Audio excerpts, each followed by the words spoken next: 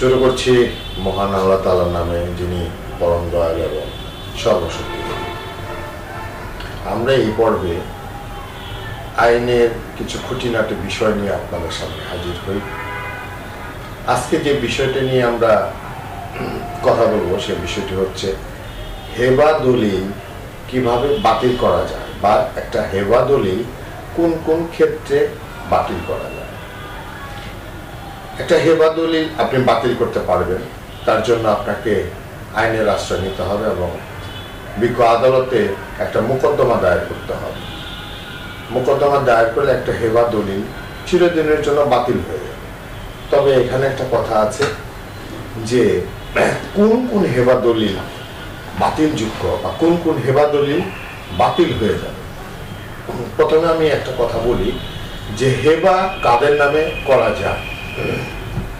যেমন বাবা মার নামে, ছেলে কন্যা, বা রক্তের সম্পর্কে, এরকম বাবা মার বাবা মা, দাদা দাদি, অথবা পুত্র সন্তানের পুত্র সন্তান, ভাই বোনকে, বোন ভাইকে, স্বামী স্ত্রীকে, স্ত্রী স্বামীকে, এরকম 15 শ্রেণী রক্তের সম্পর্কীয় আত্মীয় স্বজনকে হেবা করা যায়। এখন হেবা দলিল এর 3টি শর্ত আছে। হেবা দলিল হেবা করার ক্ষেত্রে 3টি শর্ত আছে। 1 নম্বর শর্ত হচ্ছে যে দাতা দান করবে, গ্রহীতা সেটা গ্রহণ করবে।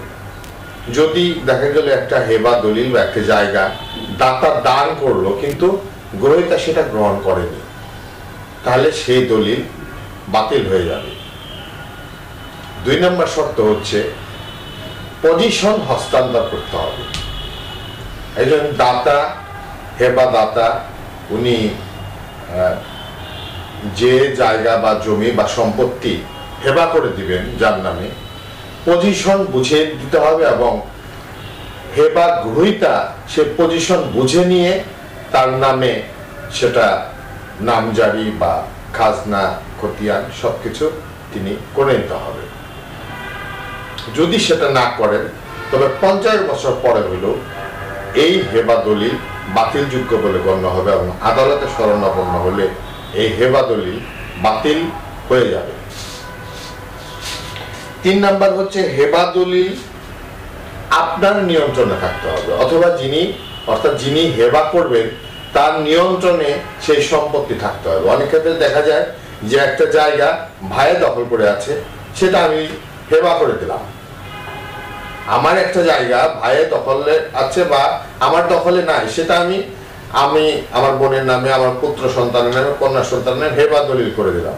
সে হেবা দলিল লিখবে না, সে হেবা দলিল বাতিল হয়ে যাবে।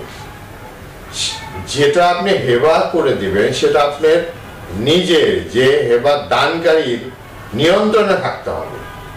অনেক ক্ষেত্রে দেখা যায় বাবা মার সম্পত্তি বন্টন হয় নাই, অথচ তার প্রাপ্য অংশ বা তার থেকে অংশ তিনি হেবা করে দিলেন। সে হেবা টিকবে না, সে হেবা দলিলই বাতিল হয়ে যাবে। দেখা গেল যে বাবা মার মৃত্যুর পরে আপনি যে অংশটুকু পাবেন, যে অংশটুকু পাওয়ার হকদার আপনি, ওয়ারিশান সূত্রে যে অংশটুকু পাবেন, তার চেয়ে বেশি জায়গা আপনি দান করে দিলেন, হেবা করে দিলেন। সে হেবা দলিল তৃতীয় পক্ষ অথবা ক্ষতিগ্রস্ত পক্ষ যদি বিজ্ঞ আদালতের দ্বারস্থ হন, তবে বিজ্ঞ আদালত সে হেবা দলিল চিরদিনের জন্য বাতিল করে দিবেন। যার হেবা পাওয়ার যোগ্যতা নাই, যেমন আমি বলেছি যে রক্তের সম্পর্কীয় 15 জন ব্যক্তি, রক্তের সম্পর্কীয় 15 শ্রেণীর ব্যক্তি বড় বড় হেবা করা যায় বা হেবা গ্রহণ করা যায়। এই 15 শ্রেণী ব্যক্তি ব্যতীত যদি আপনি কারো বরাবর হেবা করে থাকেন, তাহলে সেই হেবা দলিল অবশ্যই বাতিলযোগ্য দলিল বলে গণ্য হবে। অনেক সময় আমাদের সমাজে দেখা যায় যে একটা দলিল চিন্তা করে যে এটা যদি আমরা সাব কবলা বিক্রি দেখাই তাহলে এটার সরকারি ট্যাক্স খরচ অনেক বেড়ে যায়, হেবা করে দেন। কিন্তু সেটা যদি ওই 15 শ্রেণী রক্তের সম্পর্কীয় 15 শ্রেণী, আমি যেটা বলেছি যে বাবা মা কন্যা সন্তান ভাই বোন স্ত্রী স্বামী, এই যে 15 শ্রেণীর রক্তের সম্পর্কীয় এদের ভিতরে না হয়, তবে সেই দলিল যাকেই যেভাবেই হেবা করে থাকে সেটা যদি পক্ষ বা ক্ষতিগ্রস্ত পক্ষ যদি আদালতের শরণাপন্ন হন, আদালত সেই দলিল চিরদিনের জন্য বাতিল করে দিবেন। যদি কোনো কিছুর বিনিময়ে হেবা করে থাকেন অথবা কোনো কিছুর বিনিময়ে যদি হেবা গ্রহণ করে থাকেন, তাহলে সে হেবা দলিল 50 বছর পরে 100 বছর পরে হলো সে হেবা দলিল বাতিল যোগ্য বলে গণ্য হবে। এখানে একটা বিষয় সারাংশ হলো যে এই যে 15 শ্রেণীর ভিতরে হেবা করতে হবে, হেবা দলিল করতে হবে, এর বাইরে করা যাবে না।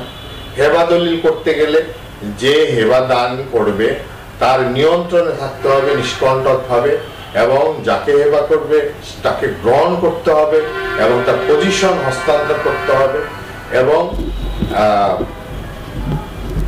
যিনি হেবা করবেন তার প্রাপ্য অংশটুকু উনি হেবা করতে পারবেন। যদি প্রাপ্য অংশের একটু বেশি হেবা করেন, পুরো হেবা দলিল বাতিল বলে গণ্য হবে।